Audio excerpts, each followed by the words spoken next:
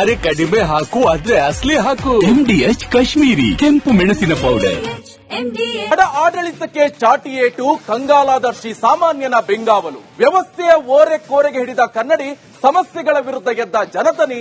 ಇದು ನಿಮ್ಮ ಧ್ವನಿ. ವೀಕ್ಷಕರೇ, ರಾಜ್ಯ ಮತ್ತೊಂದು ರೆಸಾರ್ಟ್ ರಾಜಕೀಯವನ್ನ ನೋಡಬೇಕಾದ ಪರಿಸ್ಥಿತಿ ನಿರ್ಮಿಸಿರುವಂತಹ ಇದೇ ಪರಿಷತ್ ಚುನಾವಣೆ ಮುಕ್ತಾಯ ಆಗಿದೆ.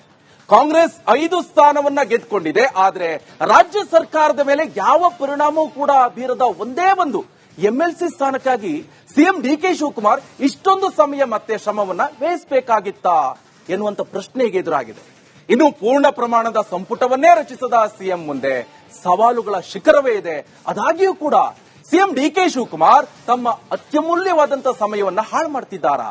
ಈ ಬಗ್ಗೆ ನಿಮ್ಮ ಅನಿಸಿಕೆ, ಅಭಿಪ್ರಾಯಗಳನ್ನ ನಮ್ಮ ದೂರವಾಣಿ ನಂಬರ್ಗೆ ಕರೆ ಮಾಡಿ ತಿಳಿಸಬಹುದು. ಇದೇ ರೀತಿ ಇಂದಿನ ನಮ್ಮ ಕವರ್ ಸ್ಟೋರಿ, ನಿನ್ನೆ ನಮ್ಮ ಕ್ಯಾಂಪೇನ್ ಸ್ಟೋರಿಗೆ ತುಂಬಾ ಒಳ್ಳೆಯ ರೀತಿಯಾದಂತಹ ರೆಸ್ಪಾನ್ಸ್ ಕೂಡ ಸಿಕ್ಕಿದೆ. ಹೆಚ್ಚಿನ ಸಂಖ್ಯೆಯಲ್ಲಿ ಕರೆ ಮಾಡಿ ಪ್ರಬುದ್ಧರಾಗಿ ಅಭಿಪ್ರಾಯವನ್ನ ತಿಳಿಸಿದ್ರಿ. ಇದೇ ರೀತಿ ಇವತ್ತು ಕೂಡ ನಮಗೆ ಕರೆ ಮಾಡಿ ನಿಮ್ಮ ಅಭಿಪ್ರಾಯಗಳನ್ನ ನಮಗೆ ತಿಳಿಸಿ ನಮ್ಮ ಈ ಅಭಿಯಾನದ ಜೊತೆ ಭಾಗಿಯಾಗಿ. ನಮ್ಮ ಕವರ್ ಸ್ಟೋರಿಗೆ ಹೋಗೋಕ್ಕೂ ಮುನ್ನ ಇಂದಿನ ರಾಜಕೀಯ ಸುದ್ದಿಗಳ ಸಮಗ್ರ ವರದಿಯನ್ನ ನೋಡ್ಕೊಂಡು ಬರೋಣ. ಅದಕ್ಕೂ ಮುಂಚೆ ಇವತ್ತಿನ ಟಾಪ್ 10 ಸುದ್ದಿಗಳನ್ನ ಕ್ವಿಕ್ ಆಗಿ ನೋಡ್ಕೊಂಡು ಬರೋಣ. ನಂಬರ್ 1, ಮೇಲ್ಮನೆ ಮಹಾಯುದ್ಧದಲ್ಲಿ ಅಡ್ಡ ಮತದಾನದ ಮೇಲಾಟ. ಕಾಂಗ್ರೆಸ್ನ 5 ಅಭ್ಯರ್ಥಿಗಳಿಗೂ ಕೂಡ ಜಯ ಸಿಕ್ತು. 5ನೇ ಕ್ಯಾಂಡಿಡೇಟ್ ವಿನಯ್ಗೆ ಬಿತ್ತು 32 ವೋಟು. ಇದರಲ್ಲಿ ಒಂದು ಮಾತ್ರ ಅರ್ಥ ಆಗ್ತಾ ಇದೆ. ಇದರಲ್ಲಿ ಈ ಆತ್ಮಸಾಕ್ಷಿ ಓಟ ಅಥವಾ ಆತ್ಮವಿಶ್ವಾಸದ ಓಟ ಅಥವಾ DK ಶಿವಕುಮಾರ್ ಸಿಎಂ ಆಗ್ತಾ ಇದ್ದಂತೆ ಬಿಜೆಪಿ ಹಾಗೆ ಜೆಡಿಎಸ್ ಅಲ್ಲಿ ಅಭಿಮಾನಿಗಳ ಸಂಖ್ಯೆ ಹೆಚ್ಚಾಯ್ತಾ ಎನ್ನುವಂತ ಪ್ರಶ್ನೆ ಉದ್ಭವ ಆಗ್ತಾ ಇದೆ. ಅದರ ಬಗ್ಗೆ ನಾನು ಮಾತನಾಡ್ತೀನಿ. ಜೊತೆಗೆ ಕಾಂಗ್ರೆಸ್ ಅಭ್ಯರ್ಥಿಗಳ ಪರ ಮೈತ್ರಿ ಪಡೆಯ ಶಾಸಕರು ಮತ ಹಾಕಿದ್ದಾರೆ. 11 ಕ್ರಾಸ್ ವೋಟ್ ನಿಂದ ಕೈಪಡೆ ಕಿಲಕಿಲಾ ಅಂತ ನಗ್ತಾ ಇದೆ. ಹಾಕಿದ ಶ್ರಮ ಕೂಡ ಈಗ ವ್ಯರ್ಥ ಆಗಿಲ್ಲ ಅಂತ ಗೊತ್ತಾಗ್ತಾ ಇದೆ. ಆದ್ರೆ ಜೆಡಿಎಸ್ ಗೋವಿಂದರಾಜುಗೆ ಹೀನಾಯ ಸೋಲಾಗಿದೆ. ದೇವನಹಳ್ಳಿ ರೆಸಾರ್ಟ್ ಅಲ್ಲಿ ಇದ್ದಿದ್ರು, ಎಲ್ಲ ಹೀಗೀಗ್ ಮಾಡ್ಬೇಕಂತ, ಆದ್ರೆ ಫೇಲ್ ಆಗ್ಬಿಡ್ತಾ. ಹಾಗಾದ್ರೆ 2 ಅಭ್ಯರ್ಥಿಗಳನ್ನ ಗೆಲ್ಲಿಸ್ಕೊಂಡ್ರು ಕೂಡ ಬಿಜೆಪಿಗೆ ಭಾರಿ ಆಘಾತ. ಕಾಂಗ್ರೆಸ್ಗೆ ಮತ ಹಾಕಿರುವಂತ 4 ಶಾಸಕರು ಯಾರು? ಅವ್ರು ಬಿಟ್ಟು ಇವ್ರು ಬಿಟ್ಟು ಇವರು ಯಾರು ಎನ್ನುವಂತ ಪ್ರಶ್ನೆ ಬಿಜೆಪಿಯಲ್ಲೇ ಈಗ ಮುಡಿ ಬರ್ತಾ ಇರುವಂತ ಪ್ರಶ್ನೆ. ಅಷ್ಟು ಮಾತ್ರ ಅಲ್ಲ, BY ವಿಜೇಂದ್ರ ಅವರಿಗೆ ಹೈಕಮಾಂಡ್ ನಿಂದ ಕರೆ ಬಂತು. ಬುಲಾವ್ ಕೂಡ ನೆಕ್ಸ್ಟ್ ಬರಬಹುದು, ದೆಹಲಿಗೆ ಬನ್ನಿ ಅಂತ. ಅದರ ಜೊತೆ ಕುಮಾರದ್ವಯರ ಸಮರದಲ್ಲಿ ಗೆದ್ದು ಬೀಗಿದ್ದಾರೆ ಸಿಎಂ DK ಶಿವಕುಮಾರ್. ಕುಮಾರ್ ಇವರು ಶಿವಕುಮಾರ್, ಅವರು HD ಕುಮಾರಸ್ವಾಮಿ. ಸ್ವಾಮಿಗಿಂತ ಮೊದಲು ಕುಮಾರ್ ಬರುತ್ತೆ, ಶಿವನ್ ನಂತರ ಕುಮಾರ್ ಬರುತ್ತೆ. ಇಲ್ಲಿ ಕುಮಾರದ್ವಯರಲ್ಲಿ ಈಗ ಗೆದ್ದು ಬೀಗಿರುವಂತದ್ದು DK ಶಿವಕುಮಾರ್. ಜೆಡಿಎಸ್ನ 7 ಶಾಸಕರನ್ನ ಸೆಳೆದ ಶಿವಕುಮಾರ್ ಮೊದಲ ಸತ್ವ ಪರೀಕ್ಷೆಯಲ್ಲಿ ಮಾಸ್ಟರ್ ಸ್ಟ್ರೋಕ್. ಕುಮಾರಸ್ವಾಮಿಯಿಂದ ಕಾಲ್ ಬಂದಿದೆ 40 ಜನರಿಗೆ ಅಂತ ಹೇಳ್ತಾ ಇದ್ರು. ಆದ್ರೆ DK ಶಿವಕುಮಾರ್ ಇಂದ ಕಾಲ್ ಹೋಗಿದ್ದು ಗೊತ್ತೇ ಆಗ್ಲಿಲ್ಲ ಯಾರಿಗೂ ಕೂಡ. ಅಲ್ಲೇನೋ ಒಂದ್ ಕಡೆ ಮಿಸ್ ಹೊಡಿತಾ ಎನ್ನುವಂತ ಪ್ರಶ್ನೆ ಉದ್ಭವ ಆಗ್ತಾ ಇದೆ. ಜೊತೆಗೆ ಈ ಪರಿಷತ್ ಫಲಿತಾಂಶದ ಬೆನ್ನಲ್ಲೇ ಬಯಲಾಯ್ತು ರಣಕಣ. ವಿಪಕ್ಷಗಳ ಶಾಸಕರ ವಿಶ್ವಾಸವನ್ನ ಗಳಿಸಿದ್ದಾರೆ ಸಿಎಂ. ವಿಪಕ್ಷಗಳದ್ದು, ಸ್ವಪಕ್ಷೀಯರದಲ್ಲ, ವಿಪಕ್ಷಗಳದ್ದು ಈಗ ವಿಶ್ವಾಸವನ್ನ DK ಶಿವಕುಮಾರ್ ಗಳಿಸಿದ್ದಾರೆ. 2028ಕ್ಕೆ ಮತ್ತಷ್ಟು ಪ್ರಬಲರಾಗ್ತಾರ. ಹಾಗಾದ್ರೆ DK ಶಿವಕುಮಾರ್ ಗುರಿ ಏನಿದ್ರು 2028ರದ್ದು. ಯಾಕಂತ ಹೇಳಿದ್ರೆ ಪರಿಷತ್ ಅನ್ನುವಂಥದ್ದು ಕೂಡ ಇಂಪಾರ್ಟೆಂಟ್. ವಿಧಾನಸಭೆಯಲ್ಲಿ ಏನಾದ್ರೂ ಮಸೂದೆ ಆಗತ್ತೆ, ಅದು ಪರಿಷತ್ತಿಗೆ ಬರುತ್ತೆ, ಅದು ಕಾಯ್ದೆ ಆಗತ್ತೆ. ಕಾಯ್ದೆ ಆಗಿ ಅದು ಅಂಗೀಕಾರ ಆಗೋಕೆ ವಿಧಾನ ಪರಿಷತ್ ಕೂಡ ಅಷ್ಟೇ. ಅದಕ್ಕೋಸ್ಕರ ಇಷ್ಟೆಲ್ಲ ಶತಪ್ರಯತ್ನ ಪಟ್ಟಿದ್ದಾರೆ DK ಶಿವಕುಮಾರ್ ಅವರು. ಇನ್ನು ಈ ಪರಿಷತ್ ಫಲಿತಾಂಶದ ಬೆನ್ನಲ್ಲೇ ಮೈತ್ರಿಯಲ್ಲಿ ಬಿರುಕು ಕಾಣಿಸಿಕೊಳ್ತಾ ಇದೆ. ಬಿಜೆಪಿ ಜೆಡಿಎಸ್ ನಾಯಕರ ನಡುವೆ ಮಾತಿನ ಕದನ.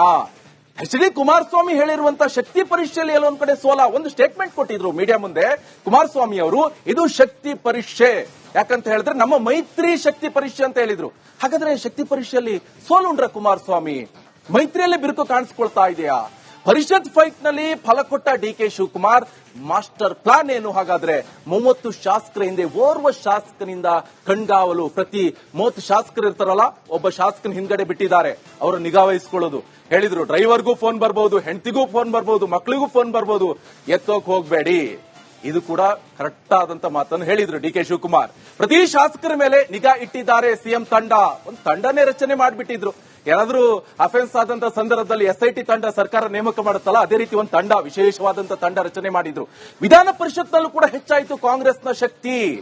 ಮೇಲ್ಮನೆಯಲ್ಲೂ ಇನ್ನು ಮುಂದೆ ಆಡಳಿತ ಪಕ್ಷದ ಅಧಿಪತ್ಯನ ಹಾಗಾದ್ರೆ ಹೊಸ ಸಭಾಪತಿ ಆಯ್ಕೆ ಫಿಕ್ಸಾ? ಈಗ ಯಾರಿದ್ದಾರೆ?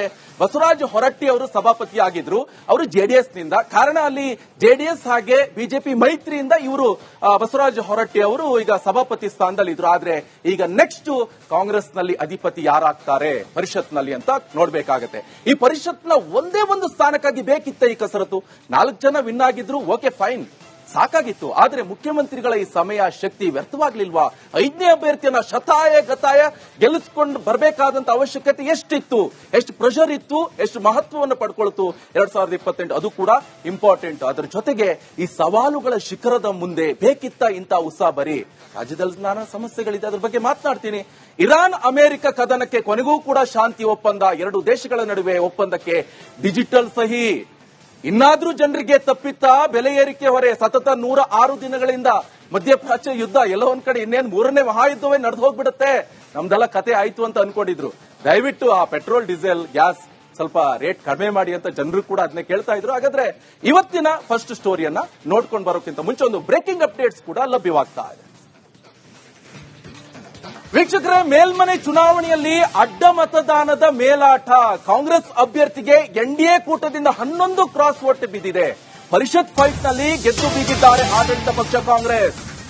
ಎನ್ಡಿಎನ 3ನೇ ಅಭ್ಯರ್ಥಿ ಗೋವಿಂದರಾಜುಗೆ ಸೋಲಾಗಿದೆ.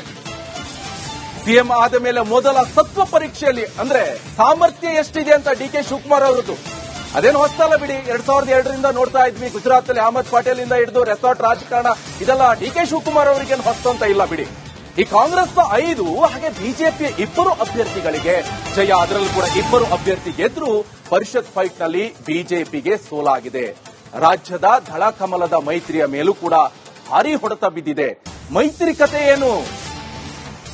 ಎನ್ಡಿಎ ಯಾವ ರೀತಿಯಾಗಿದೆ ಸೆಂಟ್ರಲ್ ಅಲ್ಲಿ ಅಂತ ಹೇಳಿದ್ರೆ ಅವ್ರನ್ನ ಬಿಟ್ಟು ಇವ್ರು ಇರಲ್ಲ, ಇವ್ರನ್ನ ಬಿಟ್ಟು ಇವ್ರು ಇರಲ್ಲ ಅಂತ ಪರಿಸ್ಥಿತಿ ಇದೆ. ಆದ್ರೆ ನಮ್ಮ ರಾಜ್ಯ ಕರ್ನಾಟಕದಲ್ಲಿ ಯಾವ ರೀತಿಯಾದಂತ ಪರಿಸ್ಥಿತಿ ಇದೆ ಅಂತ ಈಗ ಪ್ರಶ್ನೆ ಮೂಡ್ತಾ ಇರುವಂತದ್ದು. ಕರ್ನಾಟಕದಲ್ಲಿ ಮೈತ್ರಿ ಕತೆ ಏನು ಅಂತ ಪ್ರಶ್ನೆ. ಇವರೊಳಗೆ ಸರಿ ಇಲ್ವಾ? ಹಾಗಾದ್ರೆ ಬಿಜೆಪಿಯಿಂದನೇ 4 ಕ್ರಾಸ್ ಔಟ್ ಆಗಿದೆ, ಜೆಡಿಎಸ್ ನಿಂದನೇ 7 ಕ್ರಾಸ್ ಔಟ್ ಆಗಿದೆ, ಟೋಟಲ್ 11. ಹಾಗಾದ್ರೆ ಇಲ್ಲಿ ಡಿ ಕೆ ಶಿವಕುಮಾರ್ ಪರ ಎಷ್ಟು ಜನ ಇದ್ದಾರೆ, ಇವ್ರ ಪಕ್ಷದಲ್ಲಿ ಏನು ಅಂತ ಪ್ರಶ್ನೆ. ಈಗ 11 ಕ್ರಾಸ್ ವೋಟಿಂಗ್ ಆಗಿದೆ.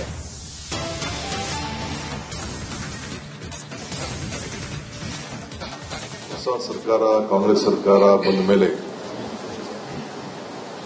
ಇದೊಂದು ವಿಧಾನ ಪರಿಷತ್ತು ಎಲೆಕ್ಷನ್ ನಡೀಬೇಕಾದಂತ ಅನಿವಾರ್ಯತೆ. ಶಾಸಕರ ಬೆಂಬಲ ನೋಡಿ ನನಗೆ ಆಶ್ಚರ್ಯ ಆಗ್ತಾ ಇದೆ. ನಮ್ಮ ಸರ್ಕಾರಕ್ಕೆ ಯಾವ ರೀತಿ ಬೆಂಬಲವನ್ನು ವ್ಯಕ್ತಪಡಿಸಿದ್ದಾರೆ ಅಂತ. ಇದು ನನ್ನ ಸರ್ಕಾರದ ಬೆಂಬಲ ಅಲ್ಲ, ಇದು ರಾಜ್ಯದ ಜನತೆಯ ಹಿತಕ್ಕೋಸ್ಕರ ಯಾವ ಹೆಜ್ಜೆಯಲ್ಲಿ ನಾವು ಮುಂದಕ್ಕೆ ಹೋಗ್ತಾ ಇದೀವಿ, ನೀವು ಮುಂದುವರಿರಿ, ನಾವು ನಿಮ್ಮ ಜೊತೆ ಇದ್ದೇವೆ ಅಂತ ಹೇಳಿ ಎಲ್ಲ ಶಾಸಕರು ಕೂಡ ಇವತ್ತು ಅವರ ವಿಶ್ವಾಸವನ್ನು ವ್ಯಕ್ತಪಡಿಸಿದ್ದಾರೆ. Today is a great day in the history of Karnataka. Today is a day of victory not only for all the 5 legislative council candidates of the Congress party, all 5 of whom, including our PCC president, won in the first round, but a new history has been written in favor of people of Karnataka. Before I dwell into this, I would like to point out to you that Shri B.K. Hariprasad, our Honorable PCC President, Shri Shivanna B.S., our Senior Leader of the Congress Party, Shri Tipanna, our Senior Leader of the Congress Party, who also happens to be outgoing Legislative Council member, Shri P.V. Mohan, one of the most ardent, hard-working worker of the Congress Party, who is also AICC Secretary. ಏನು ಅವರು ಒಂದು ನಂಬಿಕೆ ಇಟ್ಟು ನಮ್ಮೆಲ್ಲರಿಗೂ ಸಹ ವಿಧಾನ ಪರಿಷತ್ತಿನಲ್ಲಿ ಒಂದು ಆಸ್ಪದವನ್ನು ಮಾಡಿಕೊಟ್ರು. ಅವರ ವಿಶ್ವಾಸಕ್ಕೆ ಯಾವುದೇ ರೀತಿಯ ಧಕ್ಕೆ ಬರೆದಾಗೆ ನಾವು ನಡ್ಕೊಂಡು ಎಲ್ಲರೂ ಸಹ ಗೆದ್ದಿದ್ದೀವಿ. ಅದಕ್ಕೋಸ್ಕರ ಅವರಿಗೆ ಮೊಟ್ಟ ಮೊದಲನೇ ಧನ್ಯವಾದಗಳನ್ನು ಸಲ್ಲಿಸ್ತಾ, ಜೊತೆಗೆ ಸಿದ್ದರಾಮಯ್ಯನವರು ಸಹ ಎಲ್ಲ ರೀತಿಯ ಸಹಕಾರವನ್ನು ಕೊಟ್ಟು ಎಲ್ಲ ನಮ್ಮ 5 ಅಭ್ಯರ್ಥಿಗಳನ್ನ ಆಯ್ಕೆ ಮಾಡಲಿಕ್ಕೆ ಅವಕಾಶ ಮಾಡಿಕೊಡ್ತೀವಿ. ಅವ್ರಿಗೂ ಸಹ ಧನ್ಯವಾದಗಳು ಹೇಳಲಿಕ್ಕೆ ಬೀಳ್ತೇನೆ. ಈಗಾಗಲೇ ಸುರ್ಜೇವಾಲಾ ಅವರು ಹೇಳಿದಾಗೆ ಈ ಒಂದು ಫಲಿತಾಂಶವನ್ನು ನೋಡಿದಾಗ ಕರ್ನಾಟಕ ರಾಜ್ಯದ ಜನತೆ ಯಾವ ರೀತಿ ಕಾಂಗ್ರೆಸ್ ಪಕ್ಷದ ಸರ್ಕಾರದ ಮೇಲೆ ವಿಶ್ವಾಸವನ್ನು ಇಟ್ಕೊಂಡು ಮತ್ತು ಯಾವ ಗ್ಯಾರಂಟಿಗಳನ್ನ ಟೀಕೆ ಮಾಡ್ತಾ ಇದ್ರು ಭಾರತೀಯ ಜನತಾ ಪಾರ್ಟಿಯವರು ಮತ್ತು ಜನತಾ ದಳದವರು, ಅವರಿಗೆ ತಕ್ಕನಾದ ಉತ್ತರವನ್ನು ಕೊಟ್ಟಿರ್ತಕ್ಕಂಥದ್ದು ನೋಡಿದಾಗ ಜನತೆಯ ವಿಶ್ವಾಸ ಕಾಂಗ್ರೆಸ್ ಪಕ್ಷದ ಜೊತೆಗಿದೆ. ನಾಯಕತ್ವ ನಮ್ಮ ಮಲ್ಲಿಕಾರ್ಜುನ್ ಖರ್ಗೆ ಸಾಹೇಬರು, ಸೋನಿಯಾ ಗಾಂಧಿ ಅವರು ಮತ್ತು ರಾಹುಲ್ ಗಾಂಧಿ ಅವರು ಮತ್ತು ಹಾಗಾದ್ರೆ ಯಾರು ಹೊಸ ಎಂಎಲ್ಸಿಗಳು? ಹೆಸರು ಹಾಗೆ ಅವರ ಡೀಟೇಲ್ಸ್ ಅನ್ನ ನಾನು ಕೊಡ್ತಾ ಹೋಗ್ತೀನಿ. ಹಾಗೆ ಅವರು ಪಡೆದ ಮತಗಳೆಷ್ಟು ಅಂತ. ಬಿಕೆ ಹರಿಪ್ರಸಾದ್ ಕೆಪಿಸಿಸಿ ಅಧ್ಯಕ್ಷ, 30 ಮತ ಸಿಕ್ಕಿದೆ. ಕೆಪಿಸಿಸಿ ನೂತನ ಅಧ್ಯಕ್ಷ. ಆದ್ರೆ ಕಾಂಗ್ರೆಸ್ ಪಕ್ಷಕ್ಕೆ ಹಳೆಯರು ಬಿಡಿ, ಆ ಪ್ರಶ್ನೆ ಬೇರೆ. ಇನ್ನು ತಿಪ್ಪಣ್ಣ ಕಮಕನೂರ ಕಾಂಗ್ರೆಸ್ನ ನಾಯಕರು ಇವರು, ಇವರಿಗೂ ಕೂಡ 30 ಓಟು ಬಿದ್ದಿದೆ. ಅದರ ಜೊತೆ ಪಿವಿ ಮೋಹನ್ ಎಐಸಿಸಿಯ ಕಾರ್ಯದರ್ಶಿ ಇವರಿಗೆ 29 ಓಟು ಬಿದ್ದಿದೆ. ಶಿವಣ್ಣ ಮಳವಳ್ಳಿ ಕೆಪಿಸಿಸಿಯ ಪ್ರಧಾನ ಕಾರ್ಯದರ್ಶಿ, ಇವರಿಗೆ 30 ಓಟು ಬಿದ್ದಿದೆ. ಇಷ್ಟು ಮಾತ್ರ ಅಲ್ಲ, ವಿನಯ್ ಕಾರ್ತಿಕ್ ಕೆಪಿಸಿಸಿ ಖಜಾಂಚಿ, ಇವರು ಡಿಕೆ ಶಿವಕುಮಾರ್ ಅವರ ಆಪ್ತರು, ಇವರಿಗೆ 32 ಓಟು ಬಿಟ್ಟಿದೆ. ಆಕ್ಚುಲಿ ಬಹಳ ಇಂಪಾರ್ಟೆಂಟ್ ಏನಂತ ಹೇಳಿದ್ರೆ, ಈ 4ರಲ್ಲಿ ಆಲ್ಮೋಸ್ಟ್ ವಿನ್ನೇ ಬಿಡಿ, ಆ ಪ್ರಶ್ನೆ ಬೇರೆ. ಈ 5ನೇದು ಇದೆಯಲ್ಲ, ಈ ವಿನಯ್ ಕಾರ್ತಿಕ್, ಇವ್ರನ್ನ ಗೆಲ್ಸ್ಕೊಂಡು ಬರ್ಬೇಕಂತ ಹಠ ಹಿಡಿದಿದ್ದಾರೆ. ಯಾರು? ಡಿಕೆ ಶಿವಕುಮಾರ್. ಪ್ರತಿಷ್ಠೆ ಕದನ ಇಲ್ಲಿ ಶುರುವಾಗಿದ್ದು. ಎಕ್ಸ್ಟ್ರಾ ಹಾಕಿದ್ರಲ್ಲ ಜೆಡಿಎಸ್ನವರು, ಅವರೊಂದು ಹಾಕಿದ್ರು ಕೂಡ ಇವ್ರನ್ನ ಎಕ್ಸ್ಟ್ರಾ ಹಾಕಿದ್ರು. ಆದ್ರೆ ಇವರಿಗೆ 32 ಓಟು ಬಿದ್ದಿದೆ. ಮೋಸ್ಟ್ಲಿ ಕಾಂಗ್ರೆಸ್ ಇಂದಕ್ಕಿಂತ ಬಿಜೆಪಿ ಜೆಡಿಎಸ್ ಅಲ್ಲಿ ಫ್ಯಾನ್ಸ್ ಜಾಸ್ತಿ ಇದ್ರೆ ಅನ್ಸುತ್ತೆ. ನೋಡಿ, ಈಗ ರಘು ಕೌಟಿಲ್ಯ ಬಿಜೆಪಿಯ ಒಬಿಸಿ ಮೋರ್ಚಾ ಅಧ್ಯಕ್ಷ, ಇವರಿಗೆ 29 ಓಟು ಬಿದ್ದಿದೆ. ಲಿಂಗರಾಜು ಪಾಟೀಲ್ ಬಿಜೆಪಿಯ ಶಿಸ್ತು ಸಮಿತಿ ಅಧ್ಯಕ್ಷರು, 27 ಓಟ್ ಬಿದ್ದಿ. ಇನ್ನೇನು ಗಡಿ ದಾಟಿ ಬಿಟ್ರಿ ಇವರು. ಆಕ್ಚುಲಿ ಏನಾಯ್ತು ಅಂತ ಹೇಳಿದ್ರೆ, ಮಾಜಿ ಅವರು ಶಿಸ್ತು ಸಮಿತಿ ಅಧ್ಯಕ್ಷರು ಈ ಲಿಂಗರಾಜ್ ಪಾಟೀಲ್ರಿಗೆ ಈ ಸೆಕೆಂಡ್ ಪ್ರಿಫರೆನ್ಸ್ ವೋಟ್ ಅಂತ ಬರುತ್ತೆ. ಫಸ್ಟ್ ಪ್ರಿಫರೆನ್ಸ್ ವೋಟ್ ಇವರಿಗೆಲ್ಲ ಸಿಗ್ತಲ್ಲ, 30, 32, 29 ಅಲ್ಲ, ಇದು ಸೆಕೆಂಡ್ ಪ್ರಿಫರೆನ್ಸ್ ವೋಟ್. ಇದು ಯಾವ ರೀತಿಯಾಗಿರುತ್ತೆ ಅಂತ ಹೇಳಿದ್ರೆ, ಈಗ ನೆಕ್ಸ್ಟ್ ಹಾಕ್ತಾರಲ್ಲ, ಈಗ 8 ಜನ ನಿಂತ್ಕೊಂಡಿದ್ರೆ 8, 7 ಜನ ಇದ್ರೆ 8 ಅಥವಾ 7, ಈ ತರ ವೋಟ್ ಬರುತ್ತೆ. ಅಂದ್ರೆ 4 ಓಟಿಗೆ 1 ವೋಟ್ ಕೌಂಟ್ ಆಗುತ್ತೆ. ಸೆಕೆಂಡ್ ಪ್ರಿಫರೆನ್ಸ್ ಅಂದ್ರೆ 4 ಜನ ವೋಟ್ ಹಾಕ್ತಾರಲ್ಲ, ಅದು 1 ಓಟಿಗೆ ಕನ್ವರ್ಟ್ ಆಗುತ್ತೆ. ಸೊ ಇದೇನಾಗುತ್ತೆ, ಇವರಿಗೆ ಹೆಲ್ಪ್ ಆಗಿದೆ. ಅದಕ್ಕೆ 27 ಓಟಲ್ಲಿ ಈಗ ವಿನ್ ಆಗಿದ್ದಾರೆ, ಸೆಕೆಂಡ್ ಪ್ರಿಫರೆನ್ಸ್ ಅಂತ. Okay, fine. ಹಾಗಾದ್ರೆ ಈಗ ಕಾಂಗ್ರೆಸ್ ಗೆದ್ದಿದ್ದು ಹೇಗೆ? ಕಾಂಗ್ರೆಸ್ ಗೆದ್ದಿದ್ದು ಹೇಗೆ ಅಂತ ಹೇಳಿದ್ರೆ, ವಿಧಾನ ಪರಿಷತ್ ಫೈಟ್ ನಲ್ಲಿ ಕಾಂಗ್ರೆಸ್ಗೆ ಭರ್ಜರಿ ಜಯ ಸಿಕ್ಕಿದೆ. ಅಡ್ಡ ಮತದಾನದ ಅಲೆಯಲ್ಲಿ ಗೆದ್ದು ಬೀಗಿದ್ದಾರೆ ಕಾಂಗ್ರೆಸ್ನ ಕಲಿಗಳು. 140 ಶಾಸಕರ ಬಲದ ಕಾಂಗ್ರೆಸ್ಗೆ ಲಭಿಸಿದ್ದು ಒಟ್ಟು 151 ಮತ. 151. ವೀಕ್ಷಕರೇ, ಅದರ ಜೊತೆಗೆ ಈಗ ಬಿಜೆಪಿ ಮತ್ತು ಜೆಡಿಎಸ್ನ 11 ಶಾಸಕರಿಂದ ಅಡ್ಡ ಮತದಾನ. 11 ಜನ ಬಿಜೆಪಿಯಿಂದ, ಜೊತೆಗೆ ಜೆಡಿಎಸ್ನಿಂದ. ಎಷ್ಟೆಷ್ಟು? 4 ಬಿಜೆಪಿ ಆದ್ರೆ 7 ಜೆಡಿಎಸ್ನಿಂದ ಅಡ್ಡ ಮತದಾನ. ಒಬ್ರು ಬೆಳಗ್ಗೆ ಮುಂಜಾನೆ ಬಂದು ಫಸ್ಟ್ ಬ್ಯಾಟಿಂಗ್ ತರ ಹಾಕೋಗ್ಬಿಟ್ರು. ಅವ್ರ ಮೇಲೂ ಸಂಶಯ ಈಗ ಮೂಡ್ತಾ ಇದೆ ಜೆಡಿಎಸ್ನವರಿಗೆ. ಅಡ್ಡ ಮತದಾನ ಮಾಡಿರುವಂತಹ 11 ಶಾಸಕರು ಯಾರು? ಈಗ ಹೇಗೆ ಹುಡುಕ್ತಾರೆ? ಬಿಜೆಪಿ ಹೇಳಿಕೆಯಂತೆ 3 ಶಾಸಕರಿಂದ ಕ್ರಾಸ್ ಔಟ್ ಆಗ್ತಾ ಇದೆ ಅಂತ ಬಿಜೆಪಿಯವರು ಒಂದು ಸ್ಟೇಟ್ಮೆಂಟ್ ಕೊಡ್ತಾ ಇದ್ದಾರೆ. ಬಿಜೆಪಿಯ ಲಿಂಗರಾಜ್ ಪಾಟೀಲ್ಗೆ 3 ಮತ ಮೈನಸ್ ಆಗಿದೆ. ಅವ್ರ ಪಕ್ಷದಿಂದಲೇ 4 ಓಟ್ ಬಿದ್ದಿಲ್ಲ. ಶಾಸಕ ಯತ್ನಾಳ್ ಸಾಲ್ ಲಿಂಗರಾಜ್ ಪಾಟೀಲ್ಗೆ ಓಟು, ಅವರದ್ದು ದೊಡ್ಡ ತಲೆಬಿಸಿ ಕೊಟ್ಟು ಬಿಟ್ಟಿದ್ರು. ಇವತ್ತು ಏನು ಓಟೇ ಹೋಗ್ಬಿಡುತ್ತೆ, ಲ್ಯಾಪ್ಸ್ ಆಗ್ಬಿಡುತ್ತೆ ಏನೋ ಅಂತ, ಸಿಂಧು ಆಗ್ಬಿಡುತ್ತಂತ. ಆದ್ರೆ ಸ್ಟೇಟ್ಮೆಂಟ್ ಕೊಟ್ಟು ಪ್ಲೇಸ್ ಅಲ್ಲಿ ಮಿಸ್ ಆಗ್ಬಿಡ್ತು, ಆ ಓಟ್ ಸಿಂಧು ಆಗ್ಬಿಟ್ಟಿದೆ. ಅದು ಕೂಡ ಇಲ್ಲಿ ಇಂಪಾರ್ಟೆಂಟ್ ನೋಡಿ. ಹಾಗಾದ್ರೆ ಈಗ ಬಿಜೆಪಿ ಇನ್ನೊಂದು ಮತ ಎಲ್ಲಿ ಹೋಯ್ತು? ಇವ್ರನ್ನ ಬಿಟ್ಟು ಯಾರಿಗ್ ಹೋಯ್ತು? ಇತ್ತ ಜೆಡಿಎಸ್ ಪ್ರಕಾರ ಅವರದ್ದು 4 ಅಡ್ಡ ಮತ. ಹಾಗಾದ್ರೆ 7 ಅಡ್ಡ ಮತದಾನ ಮಾಡಿದವ್ರು ಯಾರು? ಕಾಂಗ್ರೆಸ್ ಅಲ್ಲೂ ಒಂದು ಮಾಡಿದ್ರು ಅಡ್ಡ ಮತದಾನ, ಆದ್ರೆ ಅದು ಏನಾಯ್ತು ಅಂತ ಹೇಳಿದ್ರೆ ವಿನಯ್ ಕಾರ್ತಿಕ್ಗೆ ಹೋಯ್ತು ಅಂತ ಹೇಳ್ತಾ ಇದ್ರು. ಬಟ್ ನಮಗೂ ಕೂಡ ಅಂತ ಮೂಲಗಳಿಂದ ಮಾಹಿತಿ ಬರ್ತಾ ಇದೆ. ಸೊ ಆದ್ರೆ ಎಲ್ಲ ಒಂದ್ ಕಡೆ ಜೆಡಿಎಸ್ಗೂ ಬಿಜೆಪಿಗೆ ಬಿದ್ದಿರಬೇಕು. ಸೊ ಇವಿಷ್ಟು ಈಗ ಕಾಂಗ್ರೆಸ್ ಗೆದ್ದು ಬೀಗೋಕೆ ಕಾರಣ ಆಗಿರುವಂತ ಅಂಶಗಳು. ಹಾಗಾದ್ರೆ ಈ ಕಮಲ ಪಡೆ ಕಂಗಾಲಾಗಿ ಹೋಗಿದ್ದು ಹೇಗೆ? ಅದ್ರ ಬಗ್ಗೆನೂ ಕೂಡ ಮಾತನಾಡಬೇಕಾಗತ್ತೆ. ಈಗ ಕಾಂಗ್ರೆಸ್ ಗೆದ್ದು ಬೀಗಿದೆ, ಬಿಜೆಪಿ ಹೇಗೆ ಕಮಲ ಪಡೆ ಕಂಗಾಲಾಗಿ ಹೋಯಿತು? ಮೇಲ್ಮನೆ ಚುನಾವಣೆಯಲ್ಲಿ ಅಡ್ಡ ಮತದಾನದ ಮೇಲಾಟ. ಬಿಜೆಪಿ ಶಾಸಕರ ಅಡ್ಡ ಮತದಾನ, ಕಮಲ ಪಾಳೆಯ ಕಂಪನ ಶುರುವಾಯಿತು. ಶಾಸಕರ ಈ ಕ್ರಾಸ್ ವೋಟ್ ನಿಂದ ಬಿಜೆಪಿ ನಾಯಕರಿಗೆ ಆಘಾತ. ಮೋಸ್ಟ್ಲಿ ಒಂದಿಷ್ಟು ಜನ ಹೇಳ್ತಾ ಇದ್ರು, ಬಿಜೆಪಿ ಕಾರ್ಯಕರ್ತರು ನೆಗ್ಲಿಜೆನ್ಸಿ ಮಾಡಿಬಿಟ್ರು.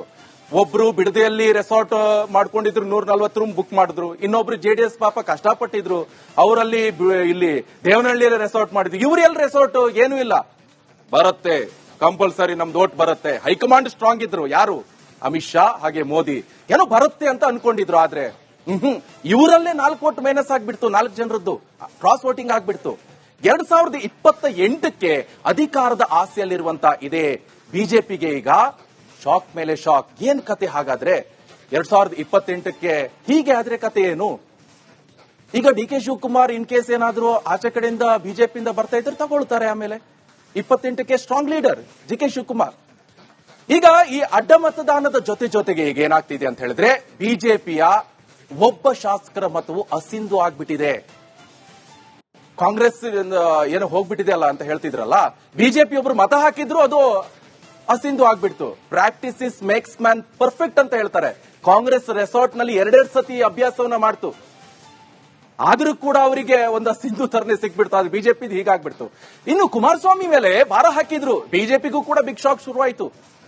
ಬಿಜೆಪಿಯ ರಾಜ್ಯಾಧ್ಯಕ್ಷ ವಿಜೇಂದ್ರಗೆ ಹೈಕಮಾಂಡ್ ನಿಂದ ಕರೆ ಬಂದಿದೆ, ಬುಲಾವ್ ಬರ್ಬಹುದು ನೆಕ್ಸ್ಟ್. ಆದ್ರೆ ಎಲ್ಲೋ ಒಂದ್ ಕಡೆ ಆಡಳಿತ ಎಲ್ಲೋ ಹಿಡಿತದಲ್ಲಿಲ್ಲ. ನಾಯಕರು ಯಾರು ಈಗ ಬಿಜೆಪಿಯಲ್ಲಿ ಎನ್ನುವಂತ ಕೊರತೆ ಕಾಣಿಸ್ತಾ ಇದೆಯಾ? ಹಾಗಾದ್ರೆ ನಾಯಕರು ಯಾರು ಎನ್ನುವಂತ ಕೊರತೆ ಬಿಜೆಪಿಯಲ್ಲಿ ಕಾಣಿಸ್ತಾ ಇದೆಯಾ? ಅಥವಾ ಇದನ್ನ ಅಷ್ಟೊಂದು ಸ್ಟ್ರಾಂಗ್ ಆಗಿ ಗಂಭೀರತೆಯನ್ನ ತೆಗೆದುಕೊಂಡಿಲ್ವಾ ವಿಧಾನ ಪರಿಷತ್ ಎಲೆಕ್ಷನ್? ಈ ಪ್ರಶ್ನೆ ಎಲ್ಲ ಮೂಡ್ತಾ ಇದೆ. ಶಾಸಕರ ಅಡ್ಡ ಮತದಾನದ ಬಗ್ಗೆ ಮಾಹಿತಿಯನ್ನ ಪಡೆದುಕೊಂಡಿದ್ದಾರೆ ವರಿಷ್ಠರು ಆಬ್ವಿಯಸ್ಲಿ ಸ್ಟ್ರಾಂಗ್ ಇದ್ದಾರೆ. ಅವ್ರು ಎಲ್ಲೇ ಎಲೆಕ್ಷನ್ ಆಗ್ಲಿ ಅಥವಾ ಎಲೆಕ್ಷನ್ ಆಗೋಕ್ಕಿಂತ 2-3 ವರ್ಷನೇ ಪ್ರಿಫರೆನ್ಸ್ ಸಖತ್ತಾಗಿ ಮಾಡ್ತಾರೆ ಸೆಂಟ್ರಲ್ ಗವರ್ಮೆಂಟ್ ಇಂದ. ಯಾರು? ಮೋದಿ ಅಂದ್ರೆ ಬಿಜೆಪಿ ಹೈಕಮಾಂಡ್ ನಾನು ಹೇಳ್ತಾ ಇರೋದು. ಮೋದಿ ಇರ್ಬೋದು, ಅಮಿತ್ ಶಾ. ಆದ್ರೆ ರಾಜ್ಯದಲ್ಲಿ ನಾಯಕರು ಏನಾಗ್ತಿದ್ದಾರೆ? ಇರೋ ಮೈತ್ರಿ ಜೊತೆಗೂ ಇವರು ಹೊಂದಾಣಿಕೆಯನ್ನು ಹೋಗ್ತಾ ಇಲ್ಲ ಎನ್ನುವಂತ ಪ್ರಶ್ನೆ. ಜೆಡಿಎಸ್ ಹಾಗೆ ಬಿಜೆಪಿ ನಾಯಕರ ನಡುವೆ ಕೆಸರರ ಚಾಟ ಈಗ ಆರಂಭ ಆಗಿದೆ. ಆಬ್ವಿಯಸ್ಲಿ ಆಗತ್ತೆ. ಸೊ ದೆಹಲಿಗೆ ಬರುವಂತೆ ಅಶೋಕ್ ಹಾಗೆ ವಿಜೇಂದ್ರಗೆ ಬುಲಾವ್ ಕೂಡ ಬರಬಹುದು. ಬನ್ನಿ, ಇದಕ್ಕೆ ಸಂಬಂಧಪಟ್ಟಂತೆ ಅಶೋಕ್ ಅವರು ಮಾತನಾಡಿದ್ದಾರೆ. ಏನ್ ಹೇಳಿದ್ದಾರೆ ಫಸ್ಟ್ ನೋಡ್ಕೊಂಡು ಬರೋಣ.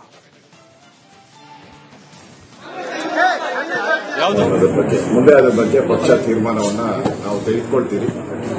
ಈಗ ನಮ್ಮ ಇಬ್ಬರು ಅಭ್ಯರ್ಥಿಗಳು ಗೆದ್ದಿರುವಂತದ್ದು ಖುಷಿ ತಂದಿದೆ. ಅವರಿಗೆ ಅಭಿನಂದನೆ ಸಲ್ಲಿಸ್ತಾ ಇದ್ದೀನಿ. ಯಾವ ಮಿಸ್ಟೇಕ್ ಆಗಿದೆ, ಒಂದು ಓಟು ನಮ್ದು 30 ಓಟು ರಘು ಅವರು ಕೊಟ್ಟಿದ್ವಿ, ಅದರಲ್ಲಿ 1 ಓಟು 30 ಓಟು ರಘು ಅವರು ಕೊಟ್ಟಿದ್ವಿ.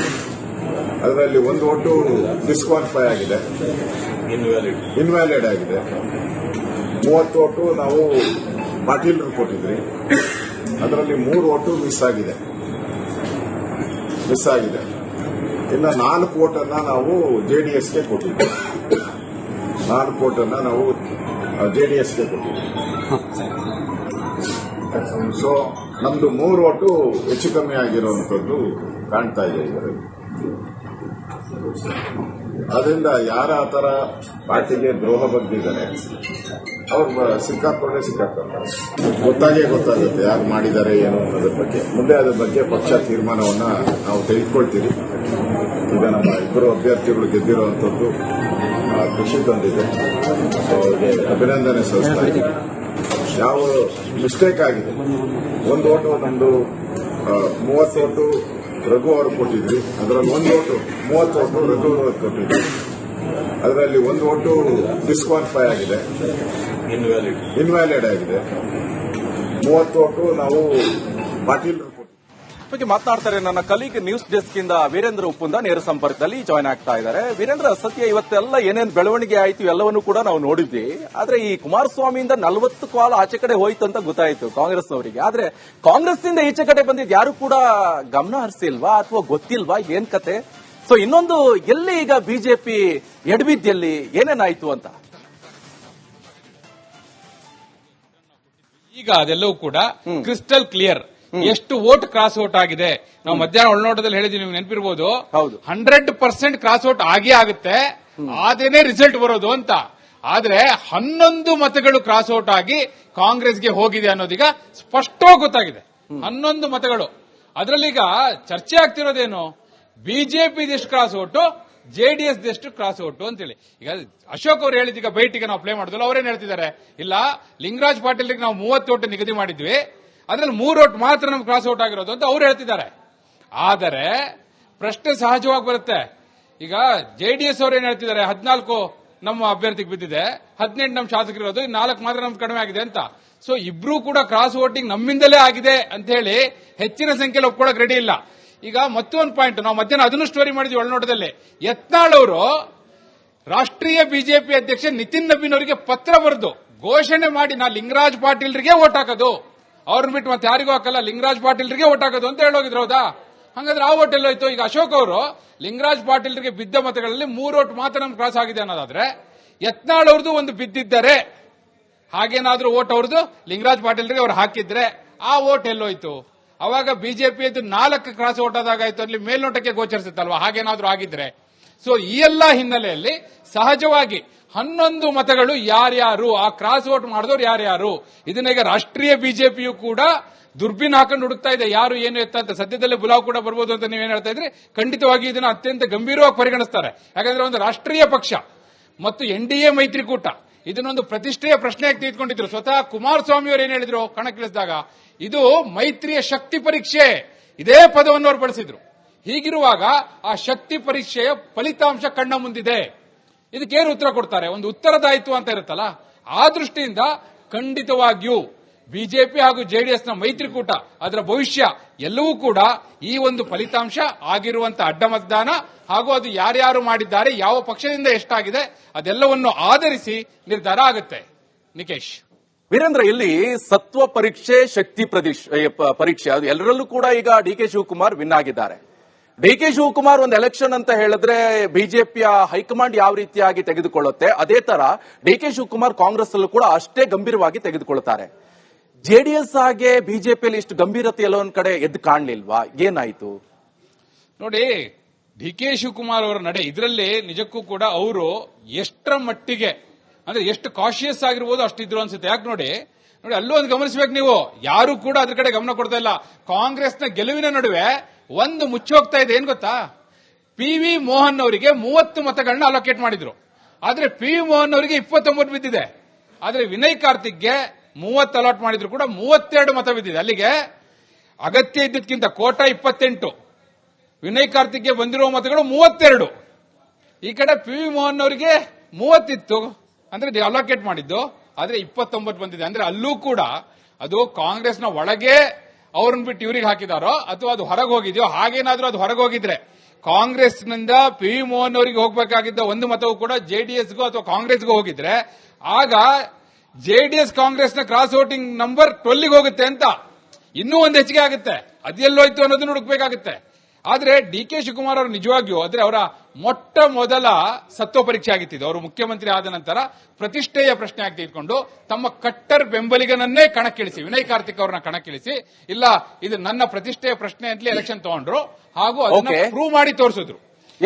ಪ್ರೂವ್ ಮಾಡಿ ಹೋಲ್ಡ್ ಅಲ್ಲಿ ಇನ್ನೊಂದು ನಾನು ಮತ್ತೆ ಕಾಂಟ್ಯಾಕ್ಟ್ ಮಾಡ್ತೀನಿ. ಸತ್ವ ಪರೀಕ್ಷೆ ಗೆದ್ದಂತ DK ಶಿವಕುಮಾರ್ ಯಾವ ರೀತಿ ಪರಿಷತ್ ಫೈಟ್ ನಲ್ಲಿ 5-2 ಅಂತರದಲ್ಲಿ ಕಾಂಗ್ರೆಸ್ಗೆ ಜಯ ಸಿಕ್ತು. 5 ಅಂತ ಹೇಳಿದ್ರೆ ಕಾಂಗ್ರೆಸ್ 5 ಪ್ಲೇಸ್ ಅಲ್ಲಿ ಇಟ್ಟಿದ್ದಾರೆ, ಬಿಜೆಪಿ 2, ಆಬ್ವಿಯಸ್ಲಿ ಗೆದ್ದು ಬಿಡ್ತು 7 ಪ್ಲೇಸ್. ಅಂದ್ರೆ ಒಂದು ಎಕ್ಸ್ಟ್ರಾ ಹಾಕಿದ್ದು ಜೆಡಿಎಸ್, ಅವ್ರು ಸೋತ್ ಬಿಟ್ರು ಬಿಡಿ. ಈಗ ಮ್ಯಾನ್ ಆಫ್ ದಿ ಮ್ಯಾಚ್ ಆಗಿದ್ದಾರೆ ಯಾರು? CM DK ಶಿವಕುಮಾರ್ ಅವರು. ಈ ಕುಮಾರದ್ವಯರ ಸತ್ತು ಪರೀಕ್ಷೆಯಲ್ಲಿ ಗೆದ್ದಂತ DK ಶಿವಕುಮಾರ್ 2028ರ CM ಸ್ಥಾನದ ಮೇಲೂ ಕೂಡ ಕಣ್ಣಿಟ್ಟಿದ್ರು ಕುಮಾರಸ್ವಾಮಿ ಅವರು. ಹಾಗೆ DK ಶಿವಕುಮಾರ್ ಏನಾಗ್ತಿದೆ ಹಾಗಾದ್ರೆ ಬೆಳವಣಿಗೆ ಪಕ್ಷದಲ್ಲಿ? 2028ರ ಚುನಾವಣೆಯ ದಿಕ್ಸೂಚಿಯಾಗಿದೆ ಈ ಪರಿಷತ್ ಫೈಟ್, ಅಷ್ಟೊಂದು ಈಸಿ ಆಗಿಲ್ಲ. ಸೊ CM ಆದ ಬಳಿಕ ಮೊದಲ ಅಗ್ನಿ ಪರೀಕ್ಷೆಯಲ್ಲಿ ಗೆದ್ದಿದ್ದಾರೆ DK ಶಿವಕುಮಾರ್. ಅಗ್ನಿ ಪರೀಕ್ಷೆ ಸಾಕಷ್ಟು ಸವಾಲಿದೆ, ಆದ್ರೆ ಅವೆಲ್ಲವನ್ನ ಮೀರಿ ಈ ಒಂದು ಅಗ್ನಿ ಪರೀಕ್ಷೆಯಲ್ಲಿ ಫಸ್ಟ್ ಅಗ್ನಿ ಪರೀಕ್ಷೆನೇ ಇದೇ ಆಗಿದೆ, ಪರಿಷತ್ ಎಲೆಕ್ಷನ್. ಅದರಲ್ಲೂ ಗೆದ್ದು ಬೀಗ್ತಾ ಇದ್ದಾರೆ. ಇನ್ನು ಕಾಂಗ್ರೆಸ್ ಶಾಸಕರ ಮತ ರಕ್ಷಣೆ ಮಾಡುವಲ್ಲಿ ಯಶಸ್ವಿಯಾಗಿದ್ದಾರೆ DK Shivakumar. So CM Shivakumar ಅವರ ರೆಸಾರ್ಟ್ ರಾಜಕೀಯ ಸಕ್ಸಸ್ ಆಗಿದೆ. ನಾನು ಈಗಲೇ ಹೇಳ್ದಂಗೆ ಹಿಂದೆನೂ ಕೂಡ ರೆಸಾರ್ಟ್ ರಾಜಕೀಯ ಮಾಡ್ಕೊಂಡು ಬಂದು ಅವೆಲ್ಲವೂ ಕೂಡ ಸಕ್ಸಸ್ ಆಗಿದೆ, ನಾಟ್ ಫೇಲ್. ಆದ್ರೆ ಒಂದು ಮಾತ್ರ ಫೇಲ್ ಆಯಿತು ಲಾಸ್ಟ್ ಟೈಮ್ ಮೈತ್ರಿ ಸರ್ಕಾರ ಮಾಡಿದಂತ ಸಂದರ್ಭದಲ್ಲಿ. ಸೊ ಈಗ ಕಾಂಗ್ರೆಸ್ ಜೊತೆ ದಳ ಕಮಲ ಶಾಸಕರನ್ನ ಸೆಳೆದಿದ್ದಾರೆ CM. NDAದ ಬರೋಬ್ಬರಿ 11 ಶಾಸಕರನ್ನ ಸೆಳೆಯುವಲ್ಲಿ ಸಕ್ಸಸ್ ಆಗಿದ್ದಾರೆ ನೂತನ CM DK ಶಿವಕುಮಾರ್. 2028ರಲ್ಲಿ ಕಾಂಗ್ರೆಸ್ ಅಧಿಕಾರಕ್ಕೆ ಬರಲ್ಲ ಎನ್ನುವಂತ ಗುಸುಗುಸು ಕೂಡ ಕೇಳಿ ಬರ್ತಾ ಇತ್ತು, ಆದ್ರೆ ಬರುತ್ತೆ ಅಂತ ಸಾಬೀತು ಮಾಡಿಕೊಳ್ಳಲು ಈಗ ಎಲ್ಲೋ ಒಂದ್ ಕಡೆ ಸಕ್ಸಸ್ ಆಗಿದ್ದಾರೆ DK ಶಿವಕುಮಾರ್. ಪರಿಷತ್ ಎಲೆಕ್ಷನ್ ನಲ್ಲಿ ಕಾಂಗ್ರೆಸ್ನಲ್ಲೇ ಅಡ್ಡ ಮತದಾನದ ಮಾತು ಕೂಡ ಕೇಳಿ ಬಂತು. ಬದಲಾದ ರಾಜಕೀಯ ಸನ್ನಿವೇಶ, ಕಾಂಗ್ರೆಸ್ ಪರವೇ ಮತದಾನ ಆಯಿತು. ಡಿಕೆ ಶಿವಕುಮಾರ್ ನಾಯಕತ್ವವನ್ನ ಒಪ್ಪಿದ್ರ ಹಾಗಾದ್ರೆ ದಳ ಕಮಲದ ಶಾಸಕರು ಇಲ್ಲಿ ಮಿಸ್ಟೇಕ್ ಆಗ್ತಾ ಇರುವಂತದ್ದು. 2028ರ ಚುನಾವಣೆ ಹೊತ್ತಿಗೆ ಮತ್ತಷ್ಟು ಪ್ರಬಲರಾಗ್ತಾರ ಹಾಗಾದ್ರೆ ಡಿಕೆ ಶಿವಕುಮಾರ್. ಸೊ ಕಾಂಗ್ರೆಸ್ ಪಕ್ಷದಲ್ಲೇ ವಲಸೆ ಬರ್ತಾರಾ ಬೇರೆ ಪಕ್ಷದ ಶಾಸಕರು? ಕಾಂಗ್ರೆಸ್ ಪಕ್ಷವನ್ನ ಹುಡ್ಕೊಂಡು ಬರ್ತಾರಾ ಹಾಗಾದ್ರೆ ಎನ್ನುವಂತ ಪ್ರಶ್ನೆ. ಸೊ ಕುಮಾರಸ್ವಾಮಿ ಅಂಕಗಣಿತ ಉಲ್ಟಾ ಮಾಡಿದ್ದಾರೆ ಡಿಕೆ ಶಿವಕುಮಾರ್. ಹೇಗೆ ಇವರ ಅಂಕಗಣಿತ ಉಲ್ಟಾ ಆಗಿದ್ದಾದ್ರೂ ಹೇಗೆ? ಅದೆಲ್ಲವೂ ಕೂಡ ಡಿಕೆ ಶಿವಕುಮಾರ್ ಅವರ ಈ ತಂತ್ರಗಾರಿಕೆ ಸಕ್ಸಸ್ಫುಲ್ ಆಗ್ಬಿಟ್ಟಿದೆ. ಈ ಬಗ್ಗೆ ನನ್ನ ಕಲೀಗ್ ವೀರೇಂದ್ರ ಉಪ್ಪುಂದ ಮಾಹಿತಿಯನ್ನ ಕೊಡ್ತಾ ಇದ್ರು. ವೀರೇಂದ್ರ, ಈಗಾಗಲೇ ನೀವು ಹೇಳ್ತಾ ಇರಬಹುದು ಸತ್ವ ಪರೀಕ್ಷೆ ಹಾಗೆ ಶಕ್ತಿ ಪರೀಕ್ಷೆ ಎರಡರಲ್ಲೂ ಕೂಡ ವಿನ್ ಆಗ್ಬಿಟ್ಟಿದ್ರು. 2028ಗೆ ಯಾವ ರೀತಿಯಾಗಿ ಸ್ಟ್ರಾಂಗ್ ಆಗ್ತಾರೆ ಅಂತ ಡಿಕೆ ಶಿವಕುಮಾರ್? ನೋಡಿ, ಒಂದ್ ಕಡೆ ನೀವು ಹೇಳಿದ ಹಾಗೆ ಸತ್ವ ಪರೀಕ್ಷೆ, ಶಕ್ತಿ ಪರೀಕ್ಷೆ, ಅದರಲ್ಲಿ ಡಿಕೆ ಶಿವಕುಮಾರ್ ಅವರು ಗೆದ್ರು. ಆದ್ರೆ ಅಗ್ನಿ ಪರೀಕ್ಷೆ ಎದುರಾಗಿದ್ದು ಯಾರಿಗೀಗ? ಅಗ್ನಿ ಪರೀಕ್ಷೆ ಎದುರಾಗಿದ್ದು ಬಿಜೆಪಿ ಜೆಡಿಎಸ್ ಮೈತ್ರಿಕೂಟಕ್ಕೆ ಅಂತ. ಇನ್ನು ಅವ್ರನ್ನವ್ರು ಪ್ರೂವ್ ಮಾಡ್ಕೋಬೇಕು. ನೋಡಿ, ಡಿಕೆ ಶಿವಕುಮಾರ್ ಅವರಿಗೀಗ ಮುಖ್ಯಮಂತ್ರಿ ಆಗಿದ್ದಾರೆ. 2028ರ ಚುನಾವಣೆ ಇನ್ನು ಮುಂದೆ ಇದೆ. ಆದ್ರೆ ಈಗ ತಕ್ಷಣಕ್ಕೆ ನೋಡಿ, ಈಗ ಬಿಜೆಪಿ ಜೆಡಿಎಸ್ ನಡುವೆ ಎಷ್ಟರ ಮಟ್ಟಿಗೆ ಒಂದು ಮಿಸ್ಅಂಡರ್ಸ್ಟ್ಯಾಂಡಿಂಗ್ ಬಂದ್ಬಿಟ್ಟಿದೆ ಈ ರಿಸಲ್ಟ್ ಬರ್ತಿದ್ದ ಹಾಗೆ ಅಂತ ಹೇಳಿದ್ರೆ. ಅಶೋಕ್ ಅವರು 3 ಓಟು ಅಷ್ಟೇ ನಮ್ಗೆ ಕ್ರಾಸ್ ಔಟ್ ಆಗಿರೋದಂದ್ರಲ್ಲ, ಹಾಗಾದ್ರೆ 11 ಓಟ್ ಹೋಗಿದೆ ಅವರಿಗೆ.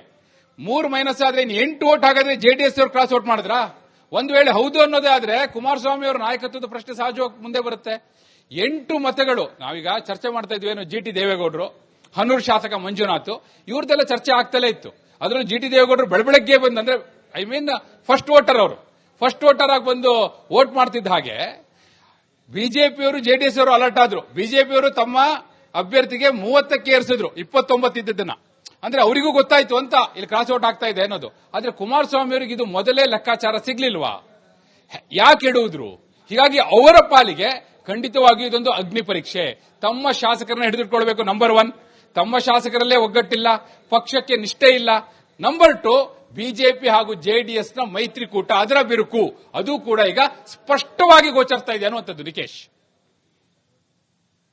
ಓಕೆ, ಈಗ ಈ ಕುಮಾರದ್ವಯರ ಕದನ ಯಾವ ರೀತಿಯಾಗಿ ಈಗ ಮಾರ್ಪಟ್ಟಿದೆ ಅಂತ ಒಂದ್ ಕಡೆಯಲ್ಲಿ ಡಿಕೆ ಶಿವಕುಮಾರ್, ಇನ್ನೊಂದ್ ಕಡೆಯಲ್ಲಿ ಕುಮಾರಸ್ವಾಮಿ ಅವರು, ಇವರಿಬ್ರು ಪೈಪೋಟಿ ಎಷ್ಟು ಸ್ಟ್ರಾಂಗ್ ಇದೆ ಅಂತ ಗೊತ್ತಿರುವಂತದ್ದು. ಇಬ್ರು ಕೂಡ ರಾಜಕೀಯದಲ್ಲಿ ಸ್ಟ್ರಾಂಗ್ ಆಗಿದ್ದಾರೆ.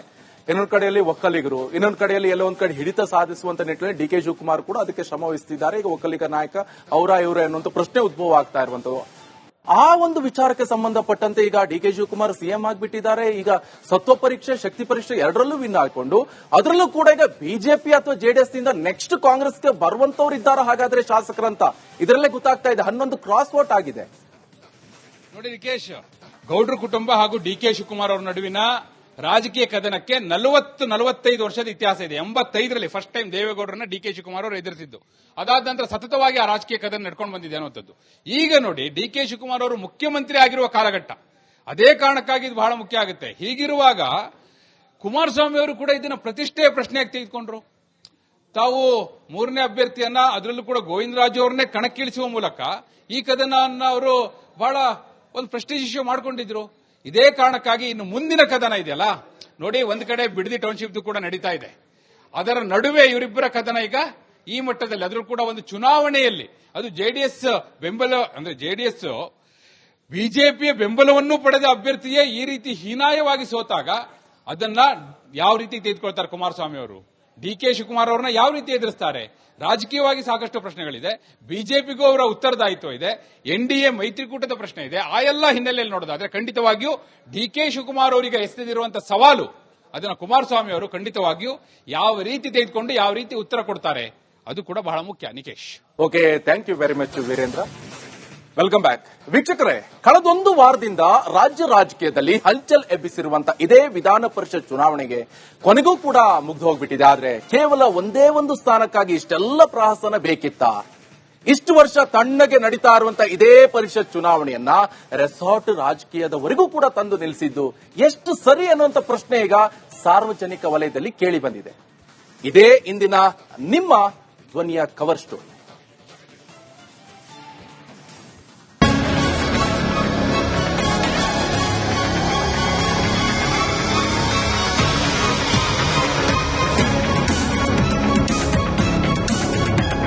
ಪ್ರತಿ 2 ವರ್ಷಕ್ಕೊಮ್ಮೆ ಸಾಮಾನ್ಯವಾಗಿ ನಡೆಯೋ ವಿಧಾನ ಪರಿಷತ್ ಚುನಾವಣೆ ಈ ಬಾರಿ ನೂತನ ಸಿಎಂ ಶಿವಕುಮಾರ್ಗೆ ಸತ್ವ ಪರೀಕ್ಷೆಯಾದ್ರೆ ದಳಕಮಲ ಮೈತ್ರಿಗೆ ಅಗ್ನಿ ಪರೀಕ್ಷೆಯಾಗಿ ಬದಲಾಗಿತ್ತು.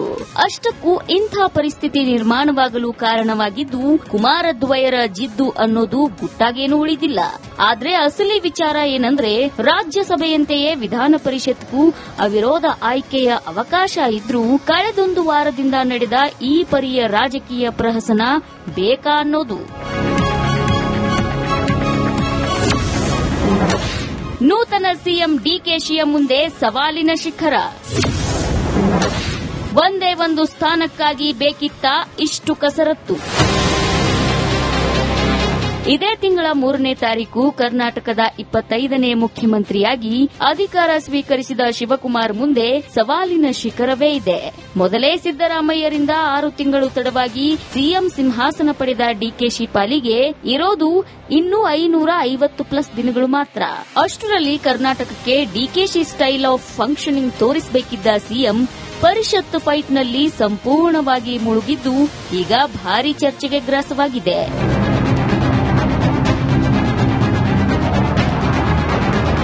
ಸಿಎಂ ಡಿಕೆಶಿ ಮುಂದೆ ಸಾಲು ಸಾಲು ಸವಾಲುಗಳಿವೆ. ಅದನ್ನೆಲ್ಲ ಯಶಸ್ವಿಯಾಗಿ ನಿಭಾಯಿಸಿ ಆಡಳಿತದಲ್ಲೂ ನಾನು ಕನಕಪುರ ಬಂಡೆಯೇ ಅಂತ ಸಾಬೀತು ಮಾಡಬೇಕಾದವರು ಕೇವಲ ಒಂದು ಎಂಎಲ್ಸಿ ಸ್ಥಾನಕ್ಕಾಗಿ 2 ದಿನ ಕಾಂಗ್ರೆಸ್ ಶಾಸಕರನ್ನ ರೆಸಾರ್ಟ್ನಲ್ಲಿ ಕೂಡಿ ಹಾಕಿಕೊಳ್ಬೇಕಾದ ಪರಿಸ್ಥಿತಿ ಬಂತಲ್ಲ ಅಂತ ಕರುನಾಡು ಕೇಳ್ತಿದೆ.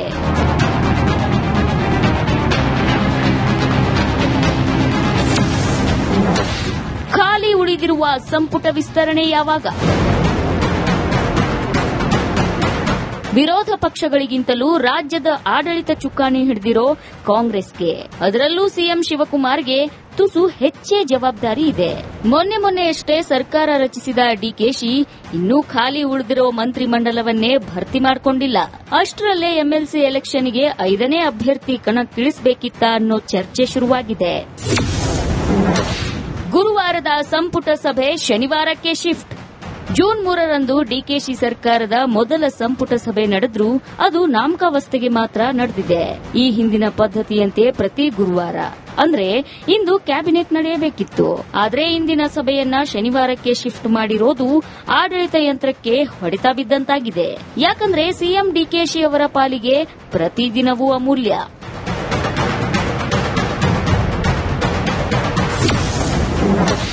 ಮಳೆಗಾಲದ ಅಧಿವೇಶನ ಎಲ್ಲಿ ಮಾಡುತ್ತೆ ಸರ್ಕಾರ? ರಾಜ್ಯ ಸರ್ಕಾರ ಪರಿಷತ್ ಎಲೆಕ್ಷನ್ನಲ್ಲಿ ಮುಳುಗಿದೆ ಅನ್ನೋ ಕಾರಣಕ್ಕೆ ಕಾಲಚಕ್ರವೇನೂ ನಿಲ್ಲೋದಿಲ್ಲ. ರಾಜ್ಯದಲ್ಲಿ ಮತ್ತೆ ಮುಂಗಾರು ಮಳೆ ದುರ್ಬಲವಾಗಿದೆ. ರಾಜ್ಯ ಸರ್ಕಾರವೇ ಹೇಳ್ತಿರುವಂತೆ ಮತ್ತೆ ಬರಗಾಲ ಕರುನಾಡನ್ನ ಕಾಡಲಿದೆ. ಅತ್ತ ಶಾಲೆಗಳು ಪ್ರಾರಂಭವಾಗಿ 2 ವಾರವೇ ಕಳೆದಿದೆ. ಇನ್ನೂ ಸಮರ್ಪಕವಾಗಿ ಬುಕ್ಸ್, ಸಮವಸ್ತ್ರ, ಶೂಗಳು ಸಪ್ಲೈ ಆಗಿಲ್ಲ.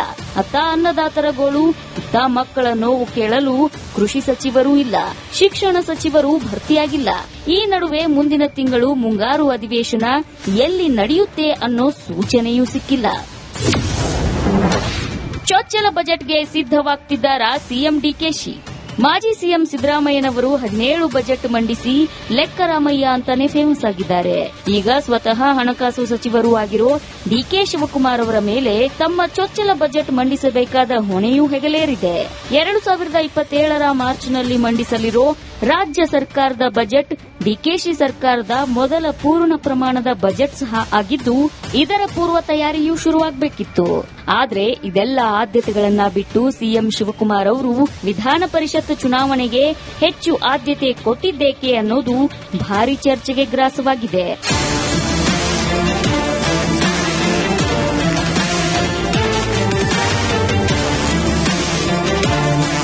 ಒಂದಂತೂ ನಿಜ, ಈ ಬಾರಿಯ ಪರಿಷತ್ ಚುನಾವಣೆ ಬಳಿಕ ವಿಧಾನಸಭೆಯಂತೆಯೇ ಮೇಲ್ಮನೆಯಲ್ಲೂ ಕಾಂಗ್ರೆಸ್ ಕೈ ಮೇಲಾಗಲಿದೆ. ಆದ್ರೆ ಅದಕ್ಕೆ 4 ಸ್ಥಾನಗಳು ಸಾಕಿತ್ತು. ಈ ಹೆಚ್ಚುವರಿ 5ನೇ ಅಭ್ಯರ್ಥಿಯನ್ನ ಕಣಕ್ಕಿಳಿಸಿ ಪರಿಷತ್ ಚುನಾವಣೆಯನ್ನ ವಿಧಾನಸಭೆ ಎಲೆಕ್ಷನ್ನಂತೆ ಜಿದ್ದಿನ ಅಖಾಡವನ್ನಾಗಿ ಮಾಡಬೇಕಿತ್ತ. 2 ದಿನದ ರೆಸಾರ್ಟ್ ವಾಸ ಸೇರಿ ಇಡೀ 1 ವಾರ ಸರ್ಕಾರ ಪರಿಷತ್ ಫೈಟ್ನಲ್ಲೇ ಮುಳುಗಿದ್ದು ಎಷ್ಟು ಸರಿ ಅನ್ನೋದು ಜನಸಾಮಾನ್ಯರ ಪ್ರಶ್ನೆ.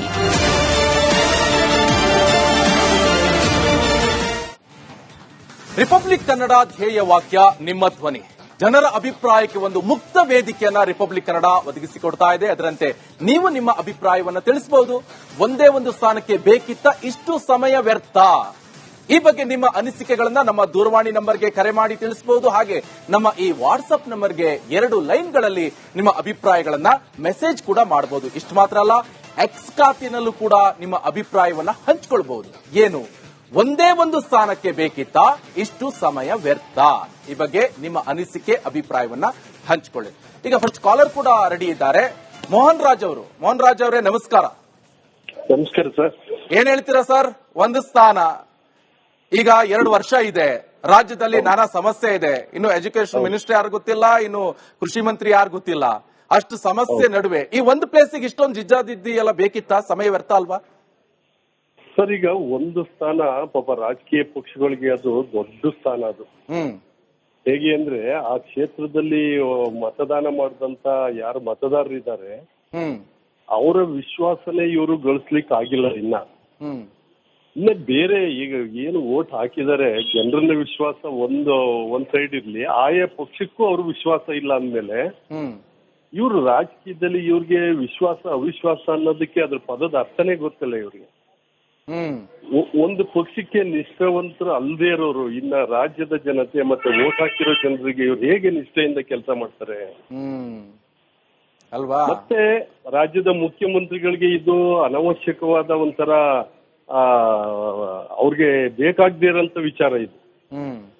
ಬಹಳಷ್ಟು ನೀವ್ ಹೇಳ್ದಾಗೆ ಖಾತೆಗಳಿಲ್ದಿರೋಂತ ಶಾಸಕರು ಖಾತೆಗಳಿಗೋರು ಹೊಡೆದಾಡ್ತಾ ಇದ್ದಾರೆ.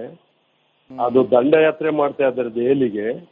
ರಾಜ್ಯದಲ್ಲಿ ಮಳೆ ಇತ್ತೀಚೆಗೆ ಸ್ಟಾರ್ಟ್ ಆಗಿದೆ, ಅಲ್ಲಿ ಗೊಬ್ಬರ ಸಮಸ್ಯೆ ಇದೆ, ಬೇರೆ ಬೇರೆ ಬಿತ್ತನೆ ಬೀಜ ಸಮಸ್ಯೆ ಇದೆ. Okay, thank you Mohan Raj ಅವರೇ ರಿಪಬ್ಲಿಕ್ ಕನ್ನಡ ಜೊತೆ ಮಾತನಾಡೋದಕ್ಕೆ. ಈಗ ಶಿರಾದಿಂದ ಶ್ರೀರಾಮ್ ಅವರು ಇದ್ದಾರೆ. ಶ್ರೀರಾಮ್ ಅವರೇ ನಮಸ್ಕಾರ. ನಮಸ್ತೆ ಸರ್. ಏನ್ ಹೇಳ್ತೀರಾ ಸರ್? ಹೇಳಿ ಹೇಳಿ. ಏನಿಲ್ಲ ಸರ್, ಈಗ 3 ಪಕ್ಷಕ್ಕೂ ಒಂದೊಂದ್ ತರಹ ಚಿಂತನ ಮಂಥನ ಮಾಡ್ಕೋಬೇಕು.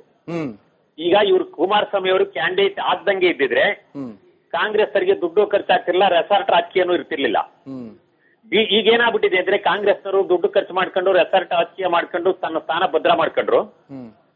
ಇನ್ನು ಬಿಜೆಪಿ ಅವರು ನಮ್ಮಲ್ಲಿ ಒಗ್ಗಟ್ಟಿಲ್ಲ ಅನ್ನೋದು ಗೊತ್ತಾಯ್ತು. ಈಗ 4-5 ಸೀಟು ರಾಜಕೀಯ ಬಿಟ್ಬಿಡಿ.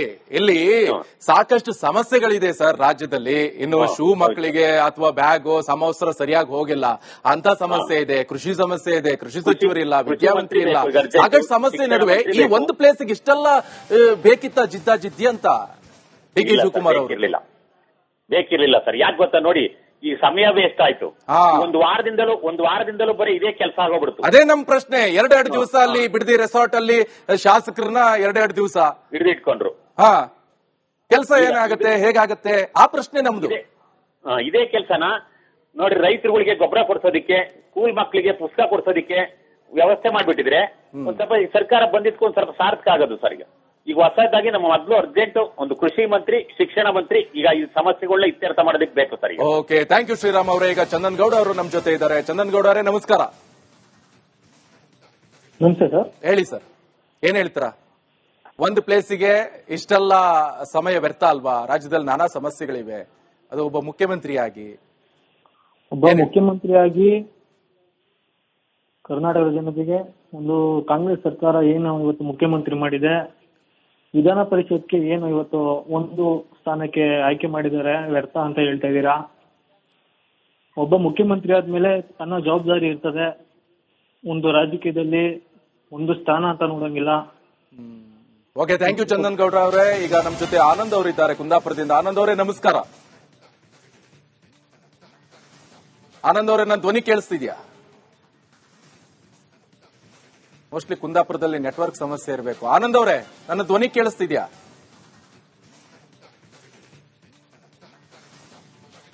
ಓಕೆ, ಇನ್ನೊಬ್ರು ಇದ್ದಾರೆ ಸಂಗನಗೌಡ ಅವರು. ಸಂಗನಗೌಡ ಅವರೇ ನಮಸ್ಕಾರ, ರಾಣೆಬೆನ್ನೂರಿಂದ. ನಮಸ್ಕಾರ ಸರ್. ಏನ್ ಹೇಳ್ತೀರಾ ಸರ್ ಇದಕ್ಕೆ?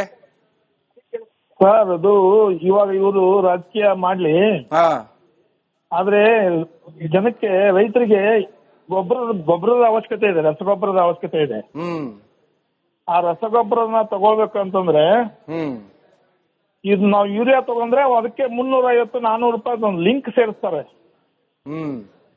ಆ ಲಿಂಕ್ ಏನಪ್ಪಾ ಅಂದ್ರೆ ಯೂರಿಯಾ ಗೊಬ್ಬರದ ಬೆಲೆನೇ 780. ಬಟ್ ಅದಕ್ಕೆ ಲಿಂಕ್ ಸೇರಿಸಿರ್ತಾರಲ್ಲ ಅದಕ್ಕೆ 400 ರೂಪಾಯಿ. ಅಂತ ಸಮಸ್ಯೆ ಎಲ್ಲ ಇತ್ತು. ಅಂತ ಸಮಸ್ಯೆಗೆಲ್ಲ ಸ್ವಲ್ಪ ಸರಿ ಮಾಡೋದ್ ಬಿಟ್ಟು ಇವರು ಒಂದು ಪ್ಲೇಸಿಗಾಗಿ ಇಷ್ಟೆಲ್ಲ ಒದ್ದಾಡ್ತಿದ್ರು ಅಂತ ನೀವು ಹೇಳ್ತಾ ಇರುವಂತ ಅನಿಸಿಕೆ. ಓಕೆ, ಥ್ಯಾಂಕ್ ಯು ಸಂಗನಗೌಡ ಅವರೇ. ಆನಂದ್ ಶೆಟ್ಟಿ ಅವರು ಇದ್ದಾರೆ ಕುಂದಾಪುರದಿಂದ, ಮತ್ತೆ ಕಾಲ್ ಮಾಡಿದ್ದಾರೆ. ಆನಂದ್ ಶೆಟ್ಟಿ ಅವರೇ ನಮಸ್ಕಾರ. ನಮಸ್ಕಾರ. ಹೇಳಿ ಸರ್. ಈ ಚುನಾವಣೆ ಬೇಕಿತ್ತಾ ಅಂತ ಕೇಳ್ತಿದ್ರಿ ನೀವು. ಚುನಾವಣೆ ಬೇಕಿತ್ತು. ನಾವು ಕೇಳ್ತಾ ಇರುವಂತದ್ದು ಒಂದೇ ಒಂದು ಪ್ಲೇಸಿಗೆ, ಅದು ಕೂಡ ಸಿಎಂ ಆಗಿ ಇಷ್ಟೆಲ್ಲ ರಾಜಕೀಯ ಮಾಡ್ಬೇಕಿತ್ತಾ?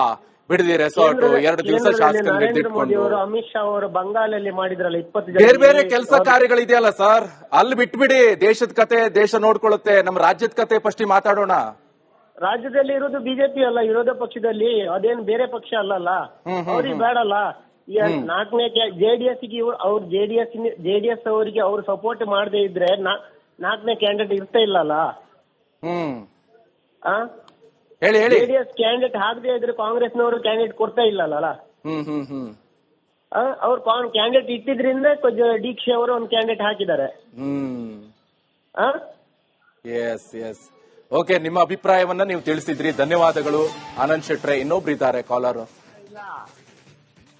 ಶ್ರೀನಿವಾಸ್ ಅವರೇ ನಮಸ್ಕಾರ. ನಮಸ್ಕಾರ ಸರ್. ಹೇಳಿ ಸರ್. ಸರ್ ತುಂಬಾ ವೇಸ್ಟ್ ಮಾಡ್ತಾ ಇದ್ದಾರೆ ಸರ್. ತುಂಬಾ ಇಷ್ಟೊಂದು ಪ್ರಾಬ್ಲಮ್ ಇದೆ. ಇದು ಯಾವ್ದೋ ಒಂದ್ ಸ್ಥಾನಕ್ಕಾಗಿ ಏನ್ ಸರ್ ಇದು ಏನ್ ಬೇಕಾಗಿತ್ತಾ? ಇದು ಏನ್ ಬೇಕಾಗಿಲ್ಲ ಸರ್. ಪಾಪ ಬಿಡ್ರಿ ರೈತರು ಬಾಯಿ ಬರ್ಕೊಂತ ಅದನ್ನ ಮೊದಲು ಇದ್ ಮಾಡಿ ಸರ್. ಅವ್ರ ರೈತರು ಪಾಪ ಮಾರ್ಕೆಟ್ ನೀವೆಲ್ಲ ಸ್ವಲ್ಪ ಇನ್ನು ಸ್ವಲ್ಪ ಸ್ಟ್ರಾಂಗ್ ಆಗಿ ಇದ್ ಮಾಡಿ ಸರ್. ಹಲೋ, ಹೇಳಿ ಕೇಳಿಸ್ತಿದೆ, ಹೇಳಿ. ಬಿಡ್ರಿ ರೈತರು ಪಾಪ ಆ ಹೆಣ್ಮಕ್ಳು ಕಣ್ಣಾಗ ನೀರ್ ಹಾಕೊಂಡು ಏನ್ ಸರ್ ಆ ಪಾರ್ಟಿ ಹಿಂಸೆ ಕೊಡ್ತಾರಲ್ಲ ಸರ್. ಅವರು ಆ ಪಾರ್ಟಿ ಕೊಡ್ಬೇಕ ರೈತರು ಪಾಪ ಏನ್ ಸರ್ ಅವ್ರ ಬೆಳೆ ಏನ್ ನೋಡಿದ್ರೆ ಕಣ್ಣಾಗ ಒಂದು ಖುಷಿ ಆಗ್ತದಲ್ಲ ಸರ್. ಬೆಳೆ ಅದು ನಮ್ ಕಡೆ ಇಲ್ಲ ಸರ್, ಮದ್ಗಿರ್ ಕಡೆ. ಇದೆಲ್ಲ ಬಂದು ಮದ್ಗಿರ್ ಕಡೆ ಇಂಪ್ರೂವ್ ಮಾಡಿ ಹೇಳಿ ಸರ್ ಅವ್ರಿಗೆ. ಓಕೆ, ಥ್ಯಾಂಕ್ ಯು ಶ್ರೀನಿವಾಸ್ ಅವರೇ ರಿಪಬ್ಲಿಕ್ ಜೊತೆ ಮಾತನಾಡೋದಕ್ಕೆ. ಕೋಟಿ ಪೂಜಾರಿ ಅವರು ಇದ್ದಾರೆ ಉಡುಪಿಯಿಂದ. ಕೋಟಿ ಪೂಜಾರಿ ಅವರೇ ನಮಸ್ಕಾರ. ನಮಸ್ಕಾರ ಸರ್. ಹೇಳಿ ಸರ್. ಸರ್, ಇವರು ಚುನಾವಣೆಯಲ್ಲಿ ಈ ನಮ್ಮನೆ ಖರ್ಚು ಮಾಡ್ತಾರಲ್ಲ, ಜನರ ಶಾಲೆ ಮಕ್ಕಳಿಗೆ, ಜನರ ಕಷ್ಟ ಬರಗಾಲ,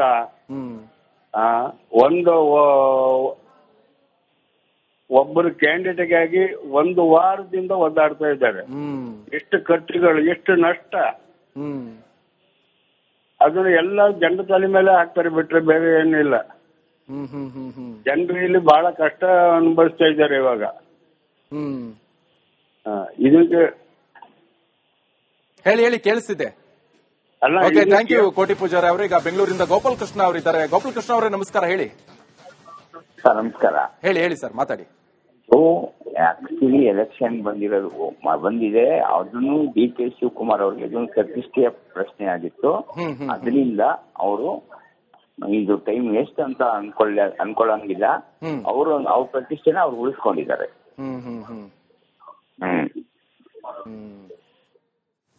ಹೇಳಿ ಕೇಳಿಸ್ತಿದೆ, ಹೇಳಿ ಮಾತಾಡಿ. ಅದೇ ಆ ಪ್ರತಿಷ್ಠೆನ ಉಳಿಸ್ಕೊಂಡಿದ್ದಾರೆ.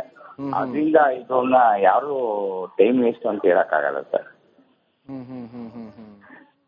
Okay, thank you Gopal Krishna ಅವರೇ, ನಿಮ್ಮ ಅಭಿಪ್ರಾಯವನ್ನ ತಿಳಿಸಿದ್ರಿ. ಈಗ ನಾಗರಾಜ್ ಅವರು ಇದ್ದಾರೆ. ನಾಗರಾಜ್ ಅವರೇ ನಮಸ್ಕಾರ.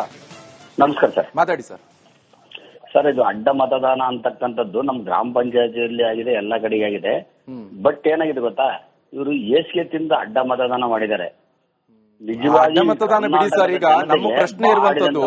ನಮ್ಮ ಪ್ರಶ್ನೆ ಇರುವಂತದ್ದು ನಾಗರಾಜ್ ಅವರೇ, ಒಂದೇ ಒಂದು ಸ್ಥಾನಕ್ಕೆ ಇಷ್ಟೆಲ್ಲ ಸಮಯ ವ್ಯರ್ಥ ಆಯ್ತಲ್ಲ ಡಿ ಕೆ ಶಿವಕುಮಾರ್ ಸಿಎಂ ಆಗಿ ಅಂತ. ಹೌದು ಸರ್. ರಾಜ್ಯದಲ್ಲಿ ನಾನಾ ಸಮಸ್ಯೆ ಇದೆ, ಅದ್ರ ಬಗ್ಗೆ ಇಷ್ಟೆಲ್ಲ 1 ವಾರದಿಂದ ಹೋರಾಟ ನಡೆಸಬಹುದಿತ್ತಲ್ಲ ಅಂತ. ಇನ್ನೇನ್ ಸಮಯ ಇಲ್ಲ, ಅದ್ರ ಬಗ್ಗೆ ನಮ್ಮ ಕ್ವಶನ್. ಇಲ್ಲ ಸರ್, ನೀವು ಕೇಳಿದ ಕ್ವಶನ್ ಕರೆಕ್ಟ್ ಇದೆ, ನಿಜವಾಗಿ ಕರೆಕ್ಟ್ ಇದೆ. ನಾವು ಮಾತ್ರ ನಿಮ್ಮ ಈ ಒಂದು ಚಾನಲ್ ಅನ್ನು ಯಾವತ್ತೂ ಬಿಡೋದಿಲ್ಲ, ಡೈರೆಕ್ಟ್ ಆಗಿ ಹೇಳ್ತೀವಿ. ನೀವು ಮಾತ್ರ ಕರೆಕ್ಟ್ ಆಗಿದ್ದೀರಾ. ಬಟ್ ಇವ್ರ ರಾಜಕಾರಣಿಗಳು ಸರಿ ಇಲ್ಲ. ಇವರೆಲ್ಲ ದುಡ್ಡು ಹಾಕ್ಬಿಟ್ಟು ಏಸ್ಗೆದಿಂದ ಓಟ್ ಹಾಕಿದ್ದಾರೆ ಸರ್, ಅಷ್ಟೇ. ಓಕೆ, ಥ್ಯಾಂಕ್ ಯು ನಾಗರಾಜ್ ಅವರೇ, ಧನ್ಯವಾದಗಳು ರಿಪಬ್ಲಿಕನ್ ಜೊತೆ ಮಾತನಾಡೋದಕ್ಕೆ. ಮೊಹಮ್ಮದ್ ಹುಸೈನ್ ಅಂತ ಇದ್ದಾರೆ ಶಿವಮೊಗ್ಗದಿಂದ. ನಮಸ್ಕಾರ ಸರ್. ಸರ್ ನಮಸ್ತೆ. ಹೇಳಿ ಸರ್. ಸರ್ ಏನಿಲ್ಲ, ಈಗ ನೀವು ಹೇಳ್ತಾ ಇರೋದು ನೋಡ್ರೆ, ಅವ್ರು 5ನೇ ಸ್ಥಾನ ನಮ್ ಕಾಂಗ್ರೆಸ್ ಗೆದ್ದಿದೆ. ಆ ಸಿಎಂ ಆಗಿ ಅವರು ಇವ್ರು ನಮ್ ಶಿವಕುಮಾರ್ ಏನ್ ಕೆಲಸ ಮಾಡ್ಬೇಕು ಮಾಡ್ತಿದ್ದಾರೆ. ನೀವು ಬಿಜೆಪಿ ಮತ್ತೆ ಜೆಡಿಎಸ್ ಫೇವರ್ಲಿ ಮಾತಾಡಂಗ್ ಮಾಡ್ತಿದ್ದೀರಾ ಸರ್ ಅಧಿಕಾರ ಇರೋದು ಯಾರು ಸರ್? ಈಗ ಸಮಸ್ಯೆಗಳನ್ನು ಸರಿ ಮಾಡೋಕೆ ಇರೋದು ಯಾರು ಸರ್? ಪಕ್ಷ ಯಾರದಿದೆ ಸರ್? ಕಾಂಗ್ರೆಸ್ ಪಕ್ಷ ಅಧಿಕಾರದಲ್ಲಿದೆ, ಅವ್ರು ಕೆಲಸ ಮಾಡ್ಬೇಕು. ಉಳಿದು 2 ವರ್ಷ ಅಲ್ವಾ? ಸಿಎಂ ಯಾರು? ಡಿ.ಕೆ. ಶಿವಕುಮಾರ್. ಕೆಲಸ ಈಗ ನಿಮ್ ಮಕ್ಕಳಿಗೆ ಈಗ ಶೂ ಅಥವಾ ಬುಕ್ ಎಲ್ಲ ಸರಿಯಾಗಿ ಬಂದಿದ್ಯಾ? ಈಗ ಏನಿದೆ 2 ಎಲೆಕ್ಷನ್ ಯಾರ್ಯಾರಿಗೆ ಮಿನಿಸ್ಟರ್ ಕೊಡ್ಬೇಕು ಎಲ್ಲ ಮಾಡ್ತಾರೆ ಸರ್. ಹಂಗ್ ಬನ್ನಿ. ಈಗ ನಾವು ಕೇಳೋದು ಅದೇ ಪ್ರಶ್ನೆ. ಒಂದೇ ಒಂದು ಸ್ಥಾನಕ್ಕೆ ಇಷ್ಟೆಲ್ಲ ಸಮಯ ವ್ಯರ್ಥ. ನೋಡಿ, ರೆಸಾರ್ಟ್ ರಾಜಕಾರಣ ಮಾಡಿದ್ರು, 2 ದಿವಸ ಶಾಸಕರು ಅಲ್ಲಿದ್ದಾರೆ.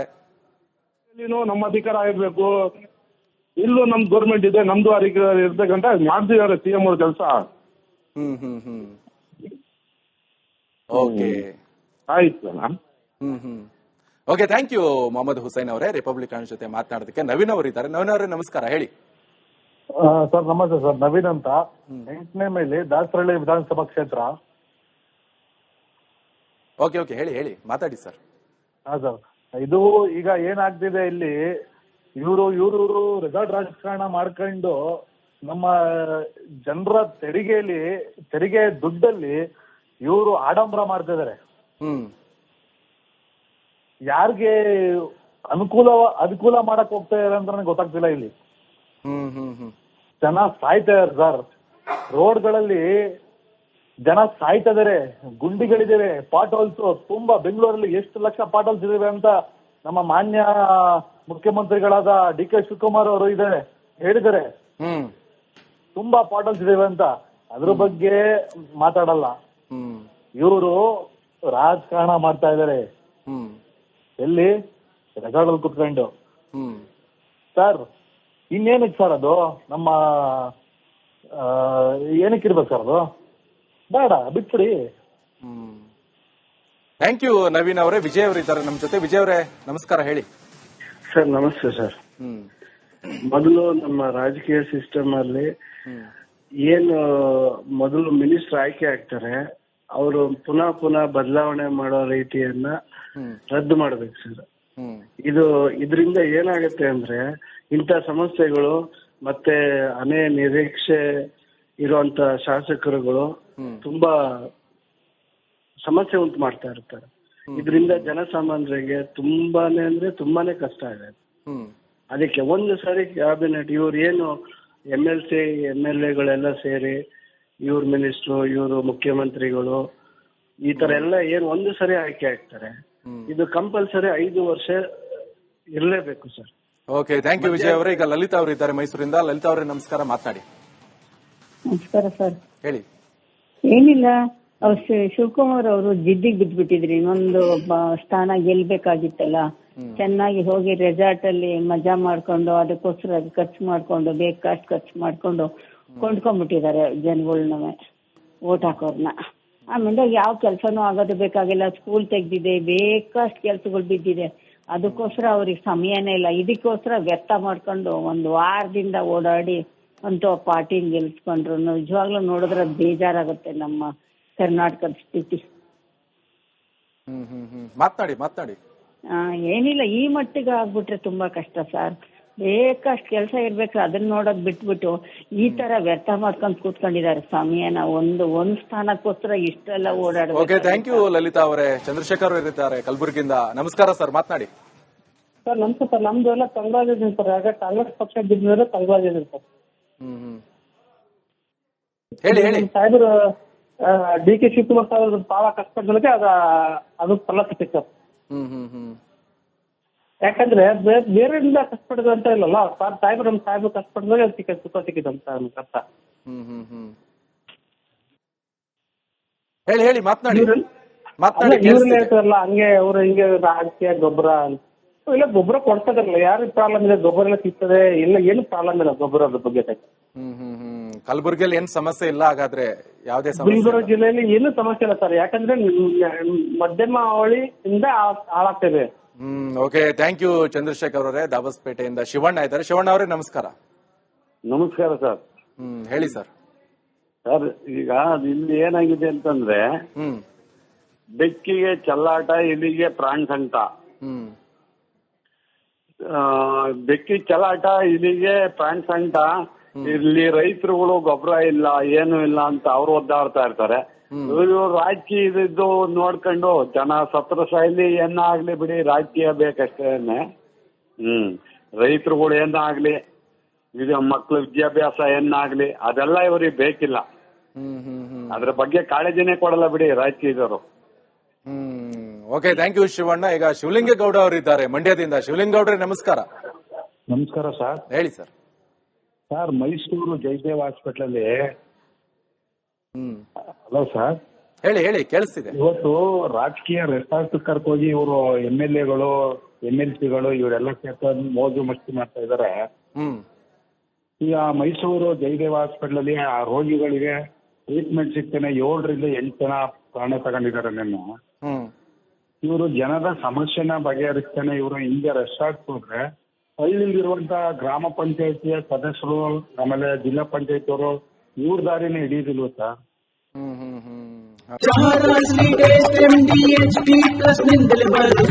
ಗಂಟು ಕಟ್ಟಿಕೋ ಲವಂಗ ಹಸಿರು ಏಲಕ್ಕಿಯಿಂದ ತುಂಬಿದ MDH D+ ಮಸಾಲೆ.